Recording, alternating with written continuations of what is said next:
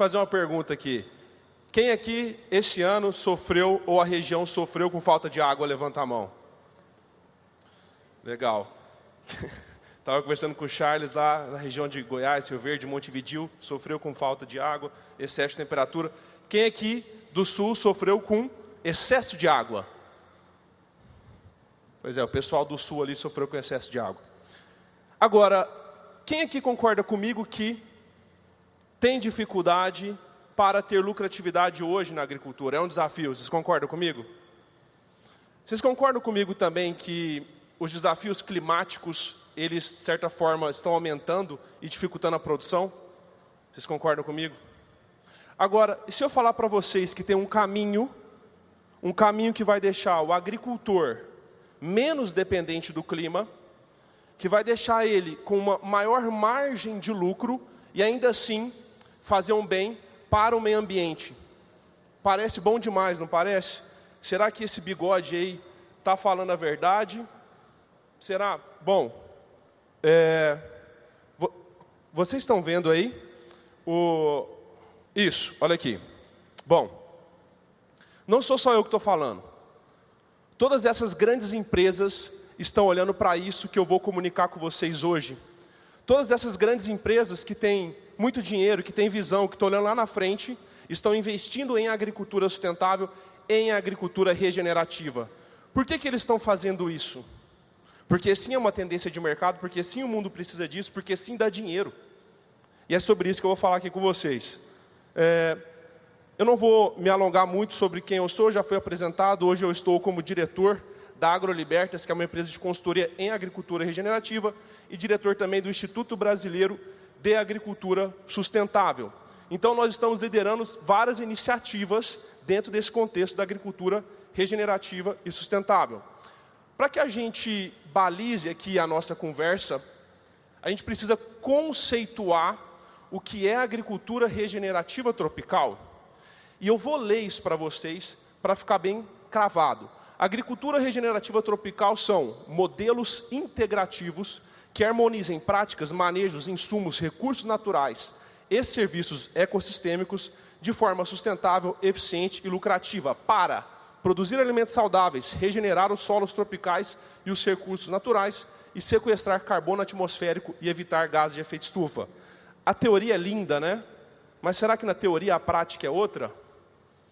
Bom, eu acho que nós temos algum conhecimento e autoridade de causa, porque nós implementamos em maior ou menor grau essa agricultura em mais de 120 agricultores em todo o Brasil.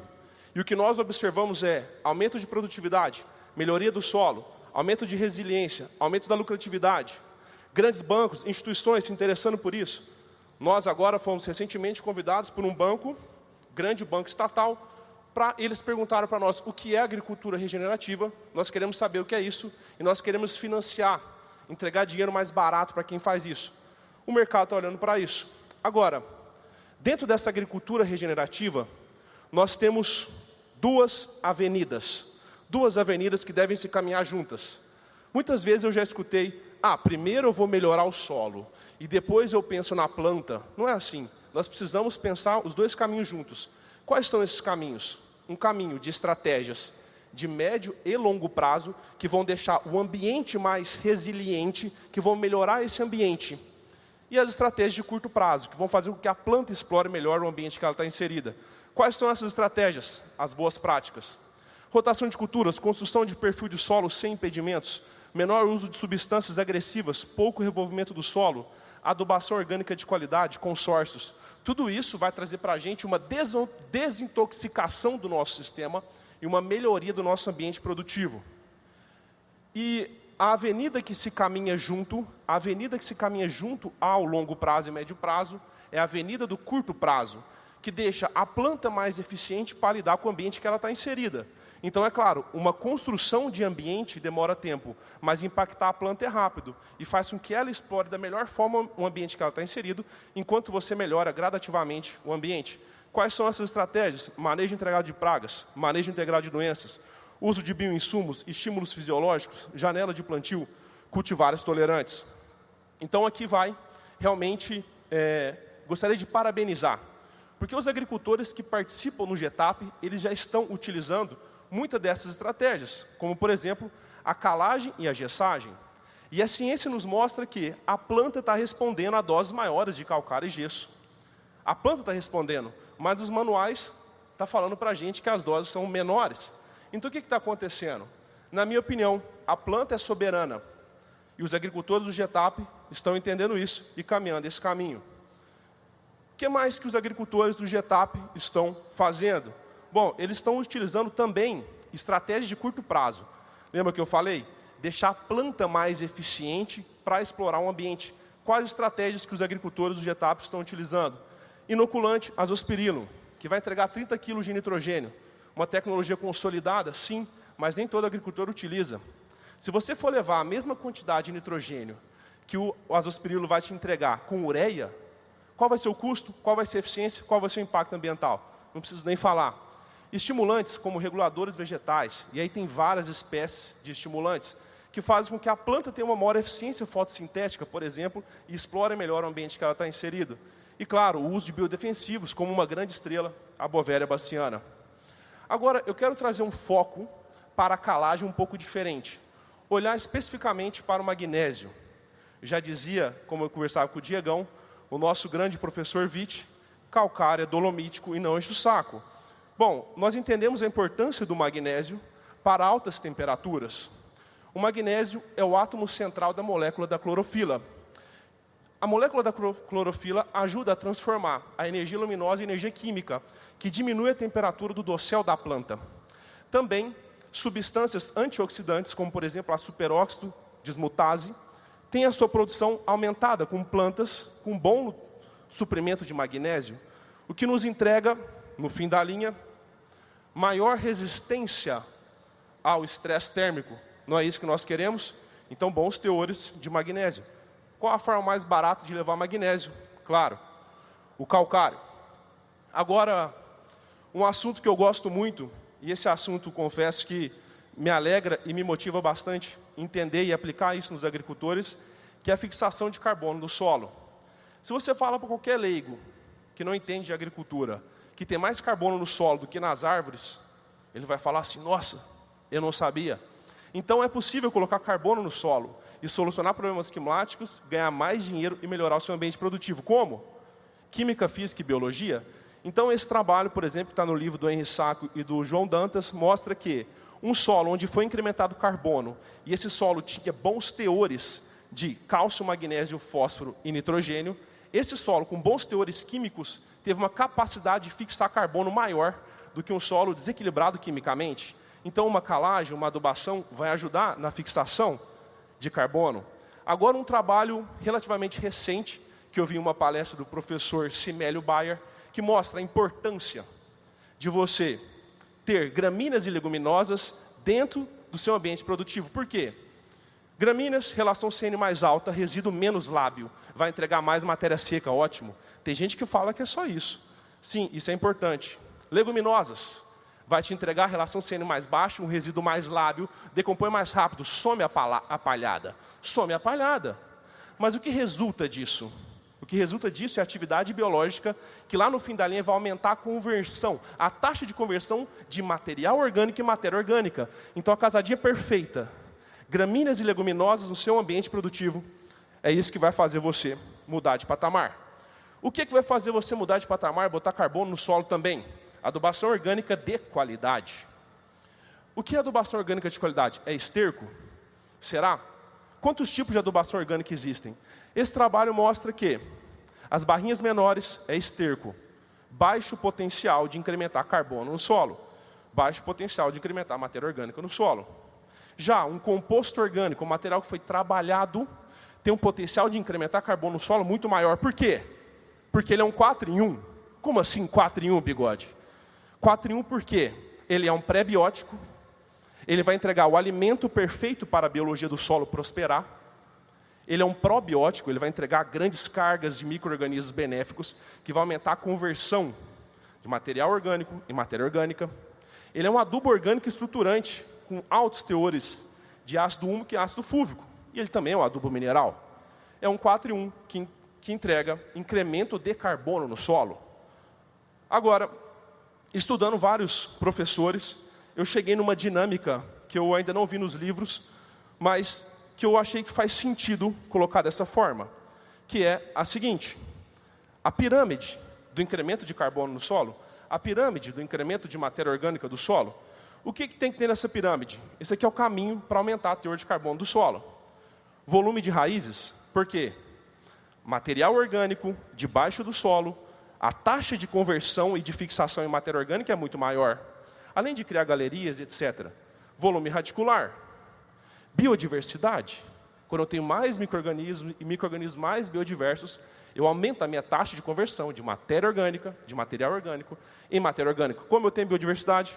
Com diversidade de plantas e de exudados. Química e estrutura física. Por que química? 0 a 20. Quanto tem de solo 0 a 20? 2 milhões de quilos? Tá certo, Diego? 1% de 2 milhões? 20 mil quilos? Tá certo, Diego? 1% de matéria orgânica. Quanto de carbono tem na matéria orgânica? 60%. 12 mil quilos de carbono por 1% de matéria orgânica. A matéria orgânica se estabiliza no solo, uma relação CN mais ou menos 12:1. Então eu vou precisar de 1.000 quilos de nitrogênio. Saldo de nitrogênio no sistema vai te ajudar a ter matéria orgânica. E claro, material orgânico, ambiente tropical, consome muito carbono. Preciso de quê? 15, vamos trabalhar com 15 toneladas de matéria seca depositada por hectare. Tudo isso vai ajudar você a caminhar esse caminho. Agora, de certa forma, eu quero fazer uma provocação. Por que provocação? Onde eu vou, qual que é a sua meta de cálcio na CTC? 60%? Qual é a sua meta de magnésio na CTC 0 a 20? 20%? Qual a sua meta de potássio? 5%. Ok, maravilhoso. Parabéns. Tem que fazer isso mesmo. Agora, entendendo que a matéria orgânica tem essa grande contribuição para a CTC, eu pergunto aos senhores e às senhoras, qual é a sua meta de matéria orgânica? Poucas vezes eu vi um agricultor, um engenheiro agrônomo, trabalhar com meta de matéria orgânica. Sendo que é o fator que influencia química, física e biologia, que vai te entregar resiliência, capacidade de reter água. Eu não tenho onde eu quero chegar em matéria orgânica nos próximos 5 anos. Precisamos ter meta de matéria orgânica. Faz sentido? Bom, partindo aqui para o final, o trabalho que o Getap faz é fantástico. Ele incentiva os agricultores, os produtores de milho, a produzir mais. E quando eu produzo mais, onde estava aquela riqueza que foi gerada naquele mesmo hectare que agora produz mais? É geração de riqueza. Quando você gera riqueza, a roda da economia gira. E tem outra coisa que acontece quando você produz muito na mesma área. Tem o efeito poupa-floresta. Você precisa abrir menos áreas. Então esse é o caminho. Aumento de produtividade de forma sustentável. E aí eu pergunto para os senhores, o Brasil está fazendo isso? O Brasil está fazendo esse caminho? Está caminhando esse caminho? Bom, não sei. Vamos ver comigo aqui? Líderes em uso de controle biológico. Líderes em uso de bioestimulantes. Líderes mundiais em uso de biofertilizantes. Líder mundial no cultivo mínimo do solo. Líder em uso de fertilizantes, liberação gradual. Líder em uso de plantas de cobertura. E aí, será que tem algum país do mundo com moral de vir aqui criticar nosso agronegócio? Eu acho que não. Isso significa que a gente não tem que melhorar? Também não. Temos um caminho grande para traçar, para seguir, para potencializar. Esse é o nosso propósito no IBA, no Instituto Brasileiro de Agricultura Sustentável e na Libertas. E nós já estamos trilhando esse caminho. Agora, para finalizar, eu tenho 40 segundos. Eu acho que eu consigo finalizar com esse tempo. Esse cara aí que escreveu essa frase, John Nash, campeão do Prêmio Nobel. Tem um cara também chamado Adam Smith. Esse John Nash estava no bar com os amigos dele, e aí chegou um grupo de meninas. E eles se interessaram principalmente por uma que estava lá, uma loira. E aí os amigos falaram, eu quero a loira. O outro falou, não, eu quero. O outro falou, eu quero. E aí, um dos amigos citou Adam Smith. E ele falou, se cada um buscar o que é melhor para si, o que é melhor para o grupo, acontece. O pai da economia moderna. Ok? Mas Adam Smith teve uma sacada. Na verdade, John Nash teve uma sacada. E ele falou o seguinte: não, porque se todo mundo quiser a mesma, as outras vão ficar ofendidas e ninguém vai ficar com ninguém. Agora, se a gente entender que cada um pode gostar de uma e cada outra pode gostar de um, nós podemos, todo mundo aqui, sair daqui namorando. Ou seja, quando nós pensamos no nosso próprio bem e no bem do todo, o todo sai beneficiado. Por isso o agricultor que faz agricultura regenerativa tropical, ele está pensando nele, ele ganha mais dinheiro, ele fica mais resiliente, ele depende menos do clima. E ele também faz um bem para a sociedade. Então eu queria aqui finalizar dizendo que sim, o nosso agronegócio é sustentável e também temos um caminho grande para seguir rumo à prosperidade do nosso país através do agronegócio sustentável. Muito obrigado. Palmas para o Augusto.